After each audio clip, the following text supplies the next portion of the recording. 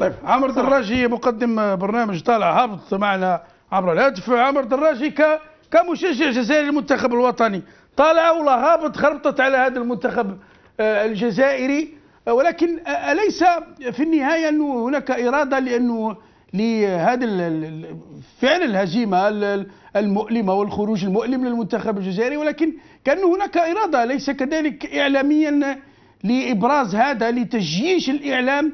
هل هو للتغطية على مشهد بائس كما يقول حفيظ دراجي في قطاعات عديدة يعني؟ اولا الاستاذ جمال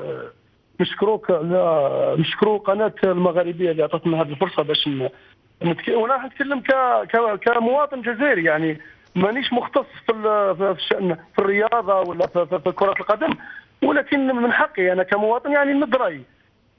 نقول لك باللي تابعت القضيه وتابعت الامر هذا شويه بنوع من الاهتمام صراحه.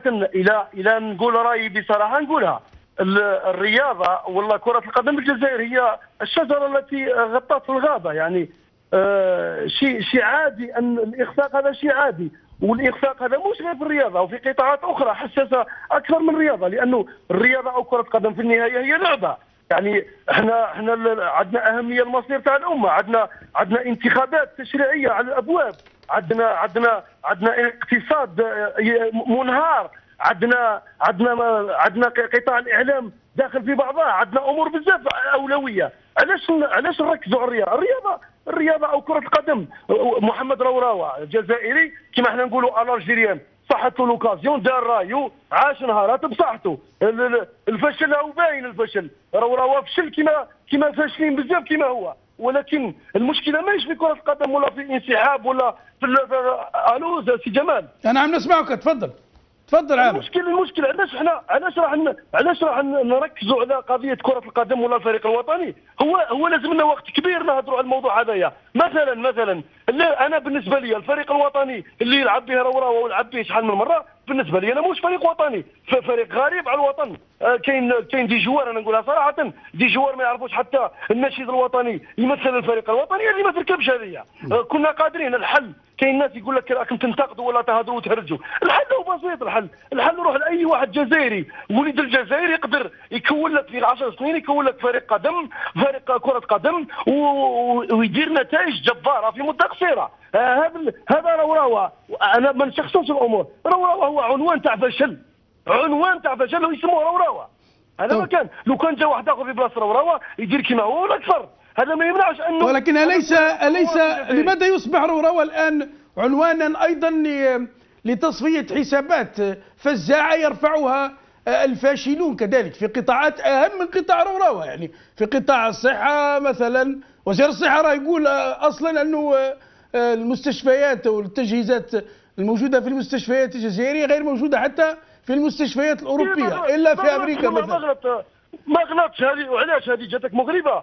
الوزير بوزياف كي قال احنا والله تجي كيما، اسمعني دقيقة فقط، هدى فرعون مثلا وزيرة الاتصالات وتكنولوجيا الاتصال هذه جالس قدام مرة احنا رانا مكلاسيين في العالم في الانترنت ونصدروا لجوهانسبورغ ونصدروا نيوزيلندا ونديروا. بوزياف قال لك احنا المستشفيات تاعنا ما كانش التجهيزات، ما كانش في الامريكان. ما غلطوش، الشيء هذا راهم يقولوا فيه، حقيقة. احنا الشيء اللي رانا نعانوه في المنظومة الصحية. انت يا راجل وزارة تاع اصلاح، وزارة الصحة واصلاح المستشفيات، كلمة الإصلاح هو دليل على أنه وجود فساد.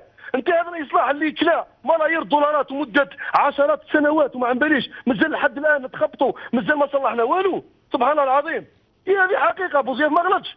المستشفيات الماتريال اللي عندنا والشيء اللي عندنا في المنظومة الصحية في الجزائر ما كان لا في الأمريكان، ما كان لا في بنغلاديش، ما كان لا في تيهاوا. هذه حقيقة، هذه ما غلطش بوزياف، أنا ندعمه في هذا الكلام، حقيقة صح.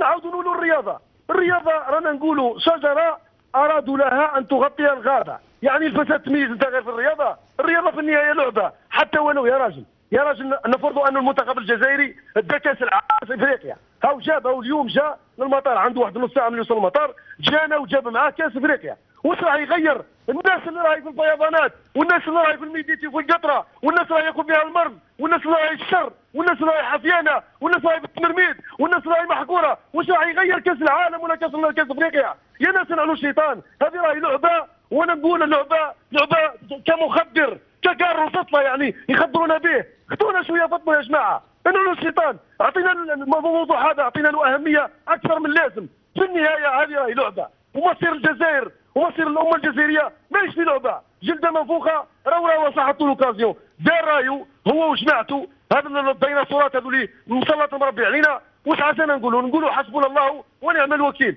ولكن لكن هذا راه ولا يسمع فيا ولا عنده ناس اللي يلحقوا له هضره.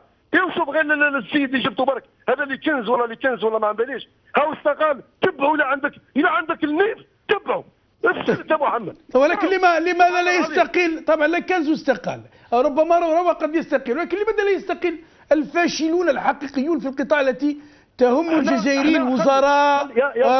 اليوم لوتوروت يقال انها في فيضان مغلوقه اصلا. يا استاذ جمال خليني نقول واحد الكلمه. انا الاوان للفاشلين انهم ينسحبوا يحفظوا ماء الوجه. ما كيفاش يقولوا يحفظوا ماء الوجه ولا ما عنديش التعبير هذاك. يحسبوا على رواحكم، يفشلتوا خلاص روحوا بعدونا سيدي. خلونا سبحان الله العظيم، خلونا نبداو من جديد سيدي. هذا الفريق والله هدرت مع عجوزه قسما بربي، هدرت مع عجوزه كبيره عندها 78 سنه قالت لي يا وليدي وعلى ما تشوفوش واحد يحب الجزائر وطني يروح يدور على الدواور يدبر المواهب ويلمهم في كاش مدرسه مده 5 سنين يكون فريق وطني. هذه عجوزه مسكينه بالدوار. شكرا لك عامر دراجي، الشيخ النووي المعروف مقدم برنامج طالع هابط.